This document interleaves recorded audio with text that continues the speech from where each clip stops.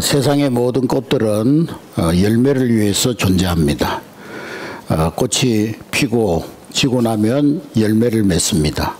또 열매를 맺지 않는다면 또 씨를 맺기도 합니다. 그러므로 모든 꽃은 열매를 위해서 피는 것입니다. 열매가 따라와야 하는 것입니다.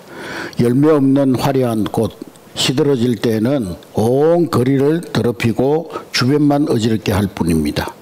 우리가 봄이 되면은 벚꽃 구경을 가죠. 벚꽃 얼마나 흐드러지게 만개하면은 얼마나 화려하고 아름답습니까? 그러나 벚꽃이 질 때 보면은 온 거리를 더럽히고 아마 청소부 아저씨들이 굉장히 힘들 겁니다. 일본의 국화가 사쿠라 벚꽃인데요. 그런데 우연의 일치인지 이 일본은 제국주의의 야욕을 가지고 동남아시아, 중앙아시아, 중국까지 여러 나라를 이제 침략해서 식민지로 만들었습니다. 그래서 자기들 나라의 깃발도 우길성천기라고 해가지고 꽃처럼 이렇게 만들어가지고 그렇게 걸고 다니면서 전쟁을 치렀습니다. 화려한 꽃처럼 만개하는 것 같았습니다. 동남아 많은 나라들을 점령하고 중국의 땅까지도 점령하는 그런 정말 화려한 꽃처럼 만개하는 것처럼 보였습니다. 그러나 1945년 미국이 일본 히로시마에 터뜨린 그 원자탄 하나로 일본 제국은 비참하게 패망하고 멸망하고 말았습니다. 벚꽃이 화려하게 피었지만은 허망하게 지는 것과 같은 그런 모습으로 망하고 말았던 것입니다. 모든 제국주의들이 다 그러했습니다. 모든 제국주의들이 다른 나라를 침략하고 그래서 막 영토를 넓히고 했지만은 망할 때는 더 비참하게 망했던 것이 제국주의 국가들의 모습입니다. 우리의 인생도 마찬가지입니다. 겉으로 보이는 꽃만 아름답기보다는 그 열매가 좋아야 하는 것입니다. 할렐루야.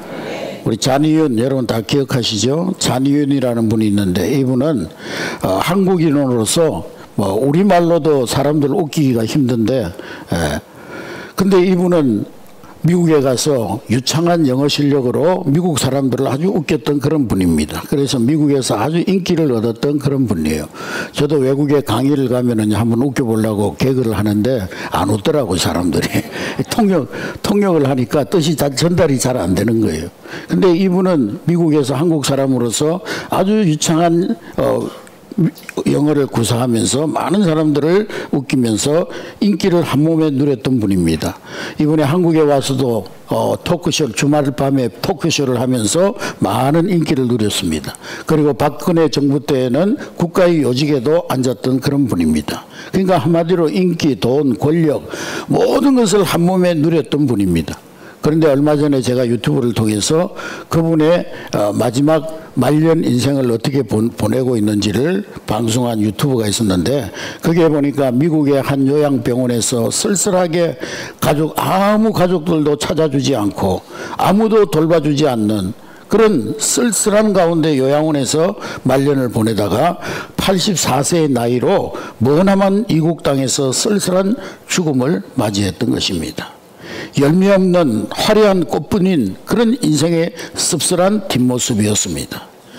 우리가 인생을 살면서 높은 자리에 올라가고 명예를 얻고 돈을 버는 것 누구나 다 사람이라면 원하는 일이지만은 그러나 그것이 우리 인생의 궁극적인 목적이 될 수는 없습니다. 하나님이 없는 재물, 하나님이 없는 명예, 하나님이 없는 권력 마치 열매 없고 잎사귀만 무성한 나무와 같은 것입니다. 그러므로 우리는 우리 인생에 하나님을 믿는 신앙을 가장 중요한 인생의 목적으로 삼고 살아가야 될 줄로 믿습니다.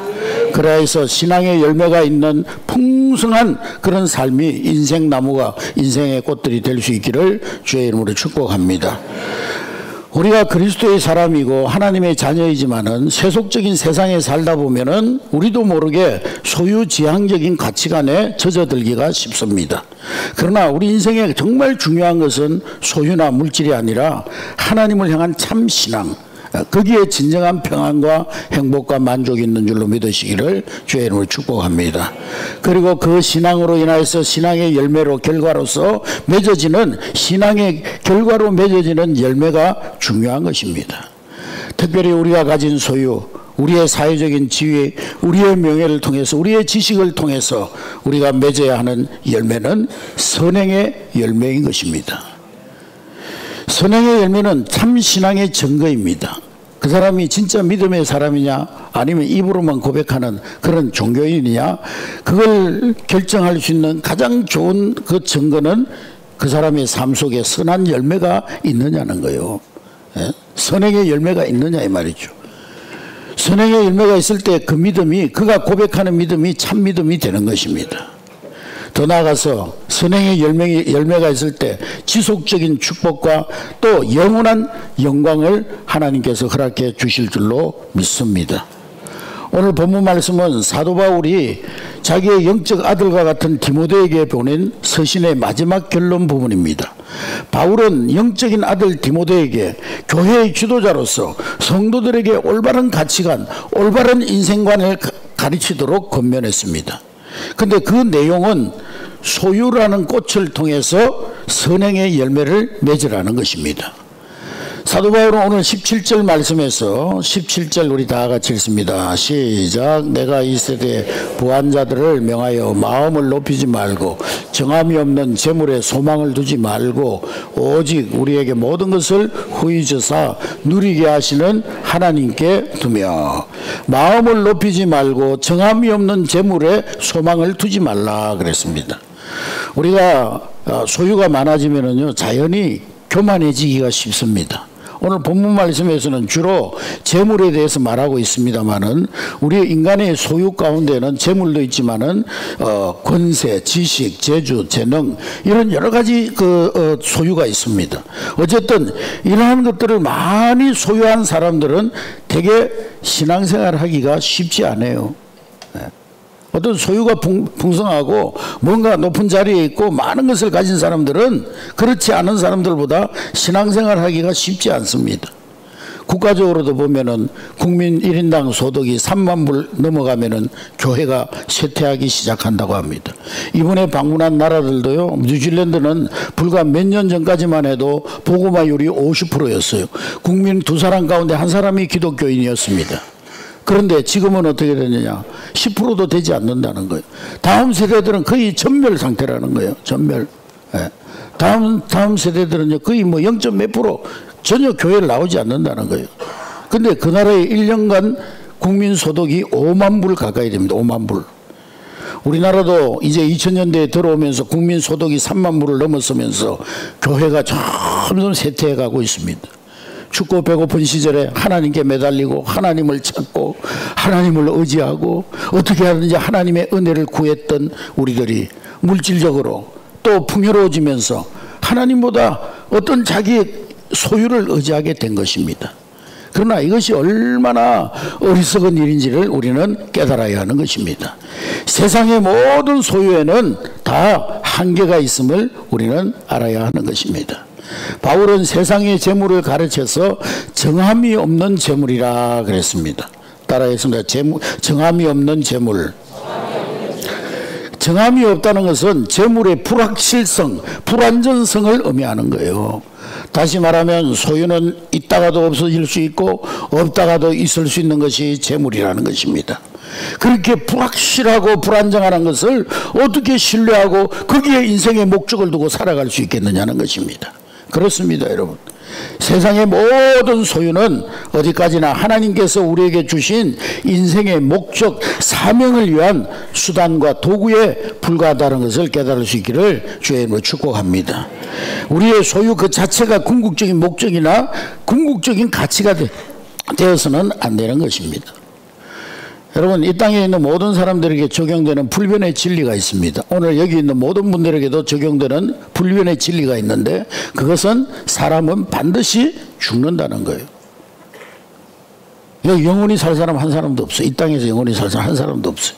근데 우리가 죽을 때 따라오는 친구가 있는데, 먼저 우리가 죽으면 따라오는 친구 가운데 장례식장이나 화장장이나 또 뭐 요즘은 무덤 쓰지 않고 낙골당을 많이 씁니다. 낙골당까지 따라오는 친구가 있는데 그 친구는 가족이나 이웃입니다. 가족들이요 아무리 우리의 죽음을 안타까워하고 뭐 어떤 분은 막 남편 죽으면 나도 따라간다고 그러는데 따라가는 사람 한 사람도 없더라고요. 예? 예. 가족들이 아무리 안타까워해도 장례식장, 화장장, 무덤까지밖에 못 따라갑니다. 그런가 하면 우리가 죽음을 맞이할 때 침대까지 따라오는 친구가 있어요. 그것은 침대 머리까지 따라오는 친구는 세상에서 우리가 누렸던 돈과 사회적인 지위와 명예, 이런 것들입니다. 우리가 가진 모든 소유, 그 어떤 것이라도 우리가 죽음을 맞이하는 그 순간에 안개처럼 아침 안개 사라지듯이 다 사라지게 되는 거예요. 우리를 따라올, 우리를 끝까지 따라올 영원한 친구는 우리의 영혼의 구원자 하나님이신 줄로 믿습니다. 할렐루야. 그래서 디모데전서 6장 7절에 뭐라고 말씀하고 있습니까? 디모데전서 6장 7절 시작. 우리가 세상에 아무것도 갖고 온 것이 없음에 또한 아무것도 가지고 가지 못하리라. 인생은 빈손으로 왔다가 빈손으로 가는 거라는 거예요. 인생은 나그네 길 어디서 왔다가 어디로 가는가. 인생은 나그네 길 빈손으로 왔다가 빈손으로 가는 것. 할렐루야. 네. 요즘은요 이 대중가요들이 복음송 같은 대중가요들이 많아요. 참 은혜로운 가요들이 많더라. 스페인 속담에 수위에는 호주머니가 없다라는 말이 있어요. 왜 없을까요? 죽으면 가져가지 못하기 때문에. 빈손으로 왔다가 빈손으로 가는 것이 우리 인생의 진리이기 때문에. 지극히 단순한 진리지만은 그런데 많은 사람들이 이 진리를 새까맣게 잊어버리고 살아갑니다. 사람들이 이 진리를 기억한다면 분명 자신의 실상을 깨닫게 되어져서 겸손해질 거예요. 그리고 하나님의 눈을 들어 하나님을 바라보는 눈이 열려지고 눈을 들어 내세 천국을 소망하는 그런 눈이 떠여지게 될 줄로 믿습니다. 그래서 바울은 17절 하반절에서 뭐라고 말씀했습니까? 17절 다시 한번 띄워주시기 바랍니다. 소망을, 재물에 소망을 두지 말고 우리에게 모든 것을 후히 주사 누리게 하시는, 누구에게 소망을 두라? 하나님께 소망을 두라는 거예요. 오직 하나님께 소망을 두고 하나님 의지하며 살아가라는 거예요. 그렇습니다, 여러분. 여러분, 세상에는 우리가 의지할 것 하나도 없지만 하나님은 영원히 의지할 자인 줄로 믿습니다. 하나님은 우리 남은 생애를 위한 노후 대책이요, 하나님은 우리의 영원한 삶을 위한, 죽음 이후에 위한 사후 대책이 되시는 분이 우리 하나님이십니다. 예수 십자가 대속을 믿고 제사함 받고 천국 백성 되어 우리는 이 땅에 사는 날 동안 하나님 믿고 하나님 의지하면서 목자 되신 그분께 우리의 삶을 드리고 그분께 우리의 소망을 둘 때 그분께서 우리에게 신령한 기쁨을 주시고 평안을 주시고 이 땅에 사는 날 동안 우리의 삶을 보호해 주실 뿐만 아니라 영원한 천국에까지 우리를 인도해 주실 줄로 믿습니다. 하나님이 우리에게 맡겨주신 소유, 우리의 인생의 목적이 아니라 그것은 선한 목적을 위해 쓰기 위한 수단이요 도구임을 깨달아 알 수 있기를 주의 이름으로 축복합니다. 그래서 오늘 18절 말씀해 보면은 18절 다 같이 읽습니다. 시작.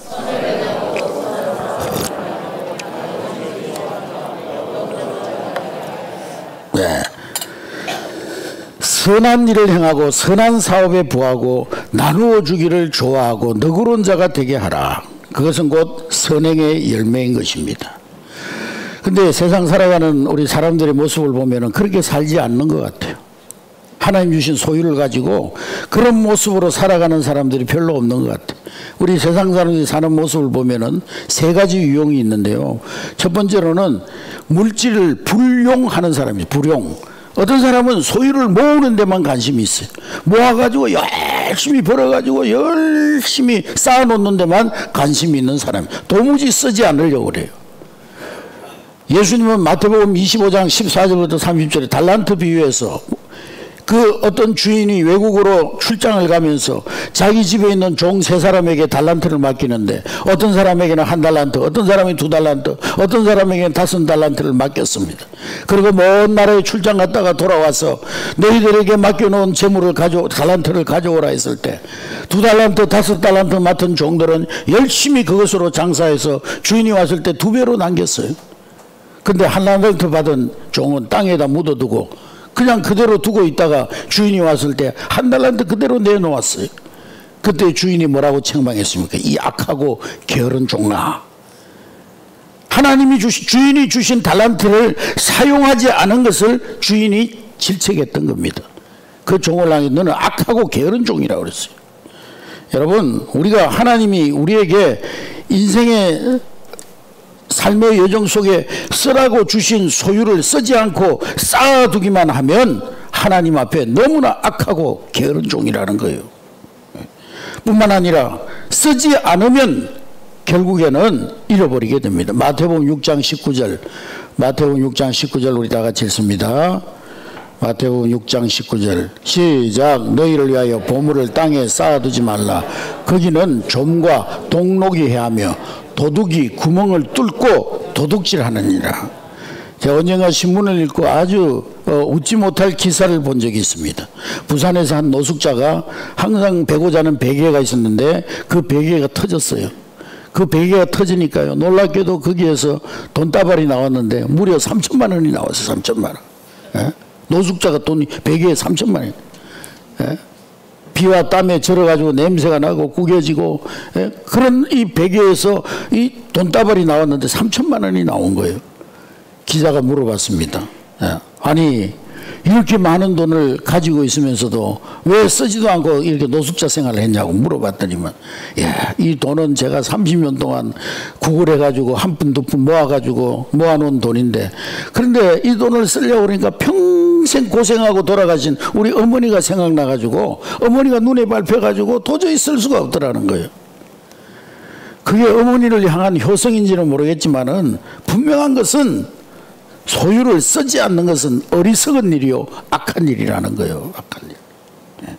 그런가 하면 어떤 사람은 오용하는 사람이 있습니다. 오용하는, 잘못 쓰는 사람이 있어요. 많은 사람들이 소유를 자신만을 위해 사용하는 것을 당연하게 여깁니다. 그러나 하나님 앞에서는 결코 그렇지 않습니다. 하나님은 무에서 유를 창조하신 창조주 하나님이십니다. 그러므로 우리가 이 땅에 있는 동안 누리며 사는 모든 만물은 하나님의 소유입니다. 하나님의 것입니다. 이 모든 천지 만물의 주인은 하나님이십니다. 할렐루야. 우리가 살아가는 날 동안 가지고 있는 모든 소유, 하나님이 우리에게 맡겨주신 것들이에요. 우리는 단지 맡은 자에 불과한 거예요. 우리가 인생은 나그네 길, 빈손으로 왔지만은, 그러나 우리가 세상에 살면서 누리고 사는 모든 것들은 다 하나님께서 우리에게 은혜로 허락해 주신 것들입니다. 어떤 분은 그래요. 우리 부모로부터 몸도 물려받고 재산도 물려받았지 그렇게 생각하지만, 그러나 그것도 역시 하나님이 주신 거예요. 예? 누군가는 그렇게 생각합니다.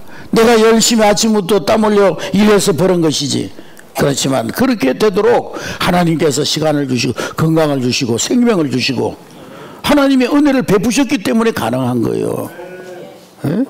하나님이 오늘이라도 여러분의 생명을 거두어가면 어떻게 일할 수 있겠습니까? 모든 것이 하나님의 은혜요, 하나님이 우리에게 은혜로 주신 것들이에요. 우리 인간은 단지 소유를 위탁받은 관리인에 불과한 것입니다. 그래서 우리 그리스도인들을 일컬어서 청지기라고 그러잖아요. 청지기. 청지기에게는 소유권이 없어요. 관리권만 있지. 청지기가 뭡니까 여러분? 우리나라에도 옛날에 부잣집이나 대감집에 큰 머슴이 있잖아요. 큰 머슴을 세워가지고 그 집의 모든 재산을 관리하게 합니다. 그 집의 종들의 모든 모습들을 관리하게 합니다. 그게 청지기예요. 근데 그 청지기에는 집사라고도 하는데요, 그 청지기에게는 소유권은 없어요. 관리권만 있지. 주인이 여기에 쓰라 그러면 쓰고, 주인이 저기에 쓰라 그러면 쓰고, 주인이 거기에 갖다 주라 그러면 갖다 주고, 그 사람에게는 소유권이 없는 거예요. 관리권만 있는 거예요. 그런데 만일에 그 청지기가 자기가 주인인 줄 알고, 우리 사람이 그렇잖아요. 남의 거 빌려가지고 오랫동안 안 갖다 주고 쓰다 보면 자기 걸로 착각해요.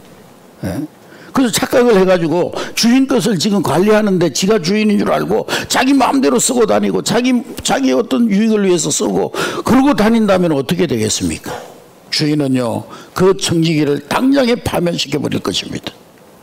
여러분, 우리 인생의 소유자는 오직 하나님이십니다. 할렐루야. 하나님만이 우리의 소유자가 되시는 거예요. 그 주재권을 인정하고 살아야 되는 거예요.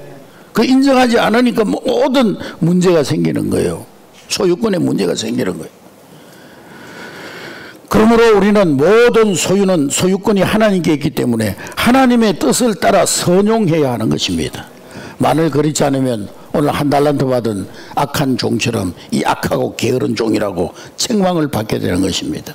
누가복음 12장 16절에 보면 어리석은 부자 이야기가 나오는데, 이 부자는 농사를 지어가지고 많은 소출을 거두어가지고 창고를 늘려서 그 창고마다 가득가득 곡식을 채워놓고는 자기 혼자 독백을 합니다. 내 영혼아, 이제 내가 많은 것을 거두어서 쌓아두었으니 이제 남은 인생 내가 먹고 마시고 즐기고 편안히 쉬자.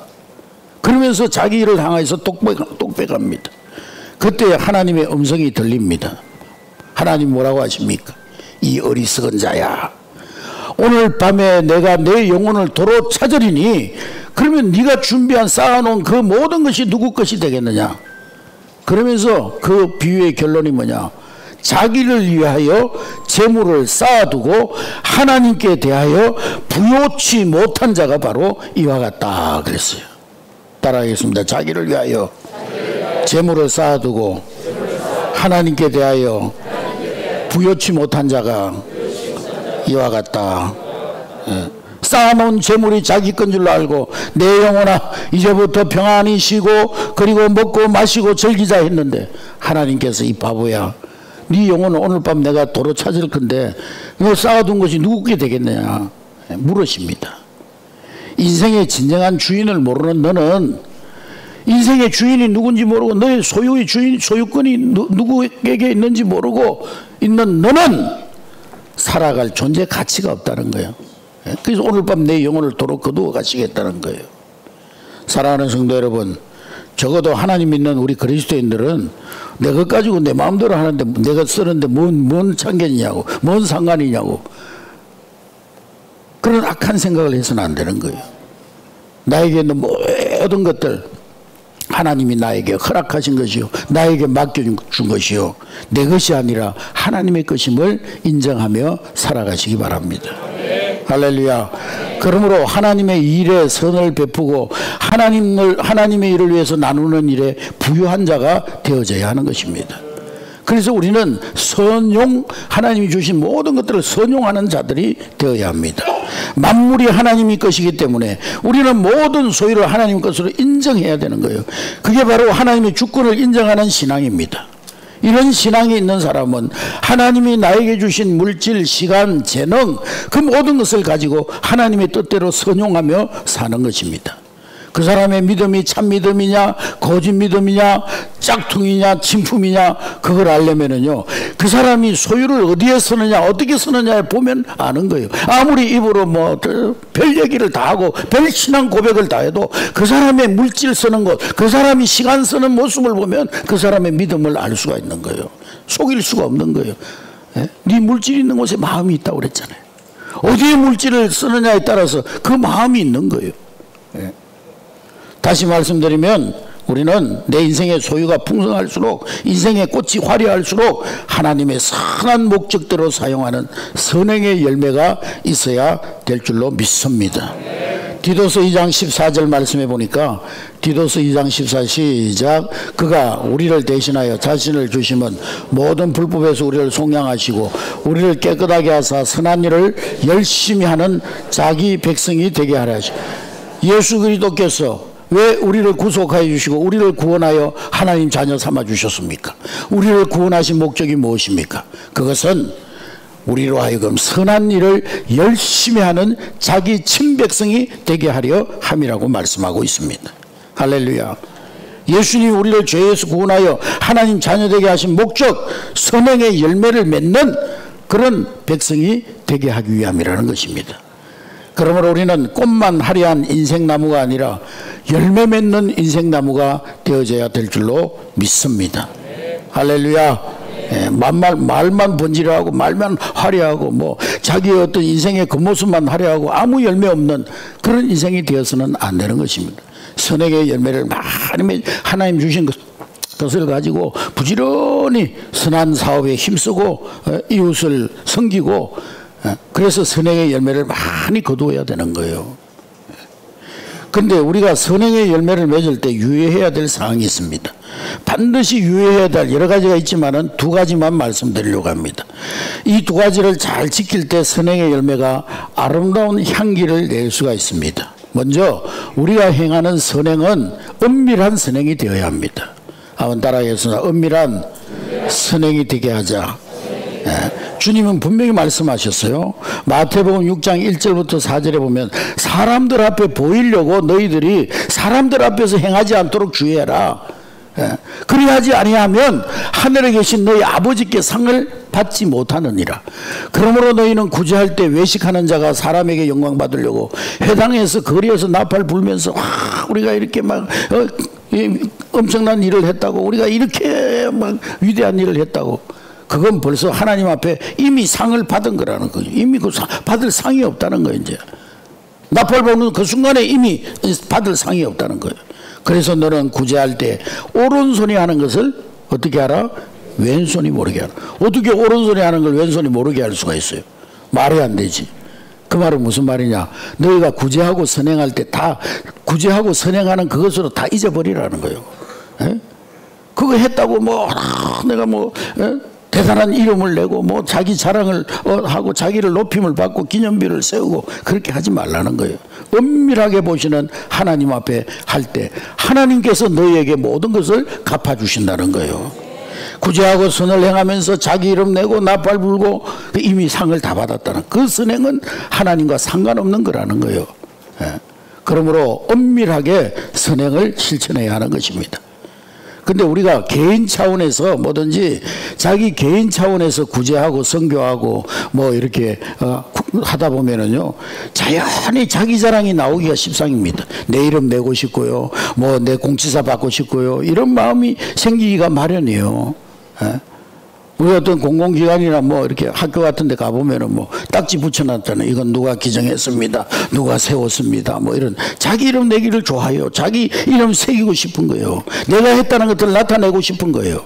그래서 우리가 개인적인 차원에서 구제하고 섬기고 선교하기보다는, 그런 차원보다는 모든 구제나 선교나 또 모든 어떤 봉사는 교회를 통해서, 교회 공동체라는 이 교회를 통해서 할 때 은밀성이 유지되어지고 효과적인 선행을 실천할 수가 있는 것입니다. 할렐루야. 뭐 어떤 분은 그래요. 자기 11조를요 막 선교사님한테 뭐 선교비로 보낸다고, 뭐 또 뭐 어디 개척교회에다 보낸다고. 왜 하나님의 것을 가지고 자기가 선심 서고 다닙니까? 자기 이름을 내고 왜 하나님의 것을 가지고 그렇게 자기 나름대로 다 사용하는 거예요. 교회에 들여서, 교회를 통해서, 교회의 이름으로, 내 이름을 내는 것이 아니라 교회의 이름으로 은밀하게 선행할 때 그것이 하나님 기억하신 바가 되고 그것이 우리에게 상급과 칭찬과 면류관으로 돌아오게 된다는 것입니다. 할렐루야. 누군가를 돕는 일도 교회를 통해서, 또 선교하는 일도 교회를 통해서 교회 이름으로 하는 거예요. 그럴 때 우리는 치우치지 않고 잘 할 수가 있는 것입니다. 그리고 두 번째로 우리가 반드시 기억해야 될 것은 우리의 선행은 대가가 없는 선행이 되어야 합니다.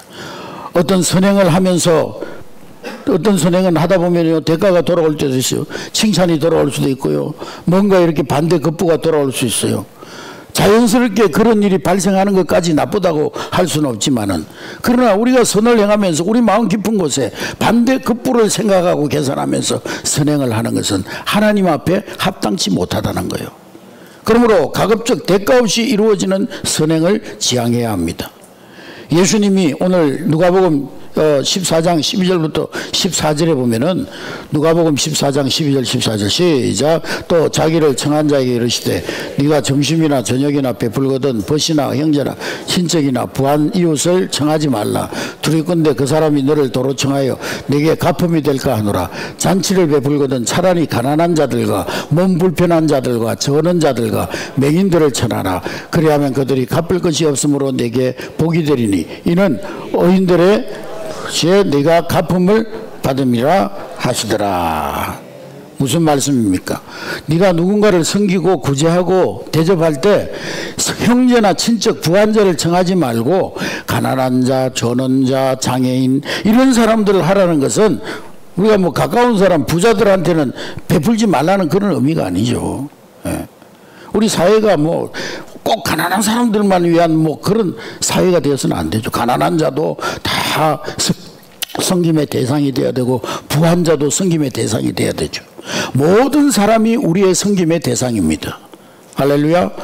그런데 형제, 친척, 부자는 우리가 섬기면은요, 섬김의 대가를 기대할 수 있는 사람들이죠. 예. 대가가 돌아올 때가 있어요. 어떤 경우에는 형제, 친척, 부한 사람에게 행한 선행은 우리 마음 깊은 곳에서 내가 이만큼 했으니까 저 사람도 나한테 그렇게 해주겠지. 그런데 그게 돌아오지 않으면 섭섭한 마음이 생겨요. 내가 이만큼 했는데 내가 밥을 3번 샀으면 지는 한 번은 사야지. 이 인간이 내가 3번 살 동안 한 번도 안 샀다고. 내가 자기 어려울 때 그렇게 도와줬는데 내 어려울 때 아쉬운 소리 하니까 도와주지도 않는다고. 그런 마음을 가질 수가 있잖아요. 그러나 가난한 자, 장애인들은 섬김을 받아도 그것에 대한 반대 거부를 돌려줄 힘이 없는 사람들이에요. 또 반대 거부를 기대할 수조차 없는 대상자들입니다. 그러니까 그런 자들을 먼저 섬기라는 말은 너희들이 선행을 행할 때 그 반대 거부를 바라지 않는 그런 선행을 하라는 거예요. 그게 신앙의 열매이고 하나님이 기뻐하시는 선행의 열매라는 거예요. 할렐루야. 여러분, 선행을 하되 대가는 사람에게 기대하지 말고 오직 은밀한 가운데 보시는 하나님이 여러분들의 모든 선한 일을 갚아주실 줄로 믿고 선을 행하는 여러분 될 수 있기를 주의 이름으로 축복합니다. 무엇을 하든지 주의 일을 할 때에도 뭔가 반대 거부를 바라면서 하는 것은 하나님이 기뻐하시는 선행이 아닌 거예요. 주의 일을 할 때에도 깨끗한 마음으로, 정말 순수한 마음으로 반대 거부를 바라지 아니하고 사람의 칭찬을 바라지 아니하고 오직 하나님이 은밀한 가운데 갚아주실 것을 믿고 하는 그 헌신이 하나님이 기뻐 받으시는 헌신이 되는 거예요. 그래서 사람들이 뭐 잘했다고 박수 쳐주고 뭐 같이 대단하다고 잘했다, 이미 하나님께 상 다 받은 거예요. 받을 상이 없어요. 주님 앞에 갔을 때 받을 칭찬이 없어요. 이미 다 받아버렸는데. 여러분, 선행의 열매를 맺는 자에게는 하나님이 반드시 은밀한 가운데 여러분들이 갚아주실 줄로 믿으시기를 주의 이름으로 축복합니다. 그래서 선행을 맺는, 열매를 맺는 자에게 주시는 하나님의 축복이 있는데 이 생의 축복과 내 생의 영광을 주신다고 말씀하셨습니다. 할렐루야. 선행의 열매를 맺는 것은 보상을 기대하지 않고 신앙의 증거로 당연히 하는 거예요. 그 사람의 믿음이 참 믿음이냐, 정말 하나님 앞에 진실한 믿음이냐 보려면은 은밀한 가운데 보시는 하나님 앞에 행하는 선행을 보고 알 수가 있는 거예요. 그런데 우리가 선행을 행할 때 때로는 우리에게 어떤 보상이 오지만은, 근데 하나님은 이것을 보시고 하나님 역시 우리에게 기뻐하시고 보상해 주십니다. 근데 이게 사실은 보상이라고 하지만은 이것도 역시 하나님 주신 은혜입니다. 오늘 본문 17절 말씀에 보면은 19절 다 같이 읽습니다. 19절 시작. 이것이 장래에 자기를 위하여 좋은 틀을 쌓아 참된 생명을 우리가 하나님 앞에 은밀한 가운데 선을 행하는 그것이 장래에 자기를 위하여 좋은 틀을 쌓아서 참된 생명을 취하는 길이 된다는 거예요. 이것이 바로 선행의 열매를 맺는 자에게 주시는 축복입니다. 장래의 좋은 터라는 것은 하늘의 상을 쌓는 것을 의미합니다. 참된 생명을 위한다는 것은 뭐 행위로 구원 얻는다 그런 말이 아니고 하늘의 상을 쌓음으로써 더욱 영광스러운 생명을 누리게 된다는 말씀입니다. 할렐루야. 여러분 성경적으로 보면 하나님의 선한 사업에 충성하는 자들에게 주시는 복은 이 생에서 허락하시는 축복 그리고 내세에서 허락하시는 상으로 되어져 있습니다. 그래서 이 생에서의 축복은 뭐냐? 선행의 열매를 맺다 보면은요 우리가 자기의 소유를 많이 사용하게 되죠. 그러면은 계산적으로 보면은 손해보는 것 같아. 손실이에요. 내 것 10개 있는데 그거 2개, 3개 다른 사람 주고 선교를 위해서 쓰면은 손해보는 것 같죠. 그러나 하나님은 그러한 자들을 축복하셔서 몇 배로 넘치는 풍요를 경험하게 하신다고 말씀하셨습니다. 100배, 60배, 30배 하나님께서 풍성한 열매를 거두도록 하신다고 말씀하셨습니다. 마가복음 10장 29절 30절에 보면 복음을 위하여 집이나 전토나 또 아버지나 자식이나 전토를 벌인 자는 현생에 있어서 집과 형제와 자매와 아버지와 어머니와 자식과 전토를 100배나 받되 내세 영생을 받지 못할 자가 없느니라 그랬어요. 할렐루야. 선행의 열매를 맺는 자에 몇 배의 축복을 주신다고요? 몇 배? 100배, 100배, 100배의 보상을 주신다고 말씀하셨어요. 잠언 11장 24절에도 헛터 구제하여도 더욱 부하게 되는 일이 있나니 과도히 아껴도 가난하게 될 뿐이니라. 뭐 아끼고 안 쓰고 쌓아두면 부자가 될 것 같지만 과도히 아껴도 가난하게 될 뿐이라는 거예요. 헛터 구제할 때 하나님께서 부하게 되는 일이 있게 하신다는 것입니다. 잠언 19장 17절에 가난한 자를 불쌍히 여기는 것은 하나님께 꾸어드린 일이 된다는 거예요. 우리가 어려운 당하는 사람들을 위해서 헌신하고 섬기고 구제하면 복음을 위해서 선교하면 그것이 곧 하나님께 꾸어드리는 일이 된다는 거예요. 하나님께 꾸어드렸으니까 누가 갚아주겠어요? 하나님이 갚아주시는 거예요. 선행의 열매를 하나님께서 반드시 갚아주신다는 거예요. 뿐만 아니라 선행의 열매를 맺는 자들에게는 후손이 잘 되는 축복을 주십니다. 본인이 받는 축복도 귀하지만 자손이 받는 축복은 더 귀한 거예요. 할렐루야.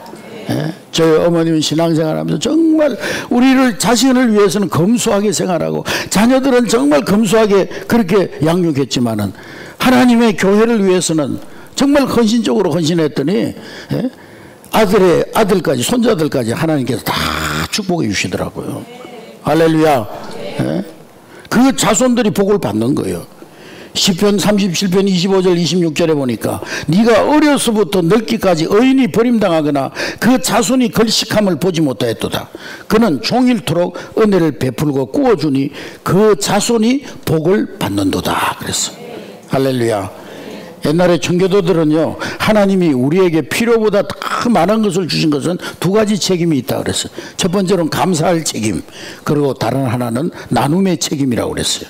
그러면서 이 청교도들은 항상 검소한 생활을 실천하면서 그들은 이웃을 돌보고 섬기는 일에 사랑을 실천했습니다.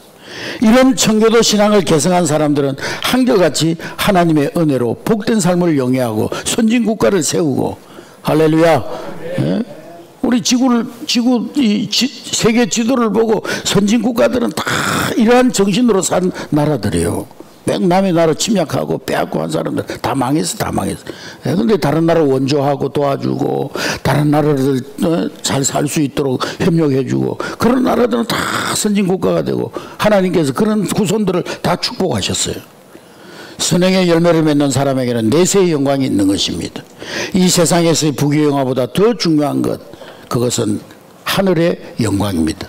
이 땅에서 잘 될 뿐만 아니라 하나님 앞에 갈 때 하나님께서 영광스럽게 해주신다는 거예요.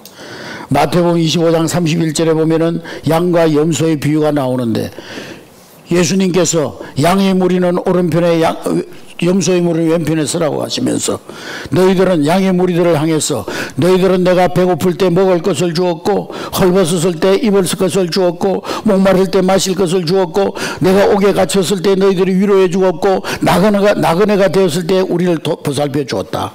그러니까 양의 무리들이 그러는 거. 아니 우리가 언제 예수님을 먹여주고 입혀주고 언제 예수님을 돌봐줬습니까? 우린 그런 적 없습니다. 그랬더니 예수님이 뭐라고 그랬어요?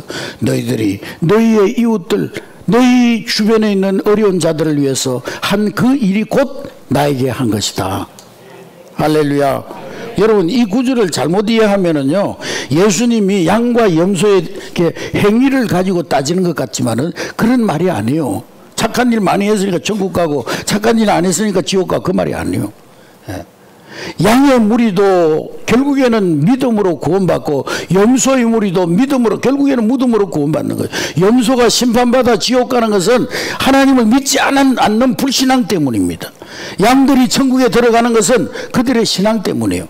근데 예수님께서 그렇게 오늘 말씀하고 있는 것은 너희들의 믿음이 참되다는 증거가 바로 너희들의 선행의 열매를 통해서 나타났다. 너희들의 믿음이 거짓되지 않다는 것이 너희들의 선행의 행위의 열매를 통해서 나타났기 때문에 너희들은 천국에 들어갈 만한 자격 있는 사람들이다. 그게 주님의 말씀이에요. 근데 이 염소의 무리들은 뭐 입으로는 나팔 불고 다니고 뭐 입으로는 막 별 좋은 소리 다 했지만은 너희들의 행위가 그 믿음에 따른 행위가 없다는, 그 너희 믿음 거짓 믿음이라는 거예요. 가짜 믿음이라는 거예요. 예. 여러분 시편 119편 112편 9절 말씀해 보면은 우리 다 같이 읽겠습니다. 시편 112편 9절 시작. 그가 재물을 흩어 빈궁한 자에게 주었으니 그의 의가 영원히 있고 그 뿔이 영화로이 들리리라. 예. 선행의 열매를 맺은 자들은 하나님께서 그들을 높이 들어서 하늘의 영광을 얻게 하시겠다는 말씀입니다. 할렐루야. 사랑하는 성도 여러분, 신앙생활하면서 화려한 꽃만 추구하는 그런 인생이 되지 않기를 주의 이름으로 축복합니다. 꽃뒤에 따르는 열매, 꽃뒤에 따르는 선행의 열매. 그래서 우리의 성품들이 정말 예수님 닮아가고, 그래서 성령의 열매를 맺어서 예수님 닮아가는 그런 사랑과 희락과 화평과 자비, 양성, 충성, 온유, 절제, 이런 9가지 열매들이 풍성히 맺혀질 뿐만 아니라 하나님께서 여러분들에게 허락하신 그 소유를 통해서 선한 일에 힘쓰는, 그래서 선행의 열매를 많이 맺는 여러분 될 수 있기를 주의 이름으로 축복합니다. 주신 재물, 지위, 재능, 시간, 생명까지도 하나님의 선한 목적대로 사용해야 되는 거예요. 여러분 우리가 주님 앞에 설 때 주님이 뭐 물어보겠어요? 야, 너 땅에서 돈 얼마나 땅에다 쌓아놓고 왔냐? 통장에 얼마나 저금해놓고 왔냐? 너 금고에 뭐 얼마나 금은보석 다이아몬드 뭐 저장해놓고 왔냐? 그거 물어보겠어요? 너 세상에서 얼마나 높은 자리까지 올라갔냐? 너 박사학위 몇 개 받고 왔냐? 그거 물어보겠어요? 예? 그 물어보지 않습니다. 여러분, 주님의 선한 목적을 위해서 이웃을 사랑하고 얼마나 섬기면서 얼마나 선행을 하고 얼마나 복음을 위해서 하나님 나라를 위해서 복음 전하다가 왔느냐? 주님은 그거 한 가지 물어보실 거예요. 할렐루야. 네. 부디 선행의 열매를 많이 맺어서 남은 생애가 하나님 앞에 턱 복되고 풍성하고 하나님 앞에 설 때 우리 주님께서 그래, 너 이 세상에 살아갈 때 모습 보니까 참 보기에 좋더라, 너 잘했다, 그런 칭찬과 영광을 얻는 저와 여러분 될 수 있기를 주님의 이름으로 축복합니다.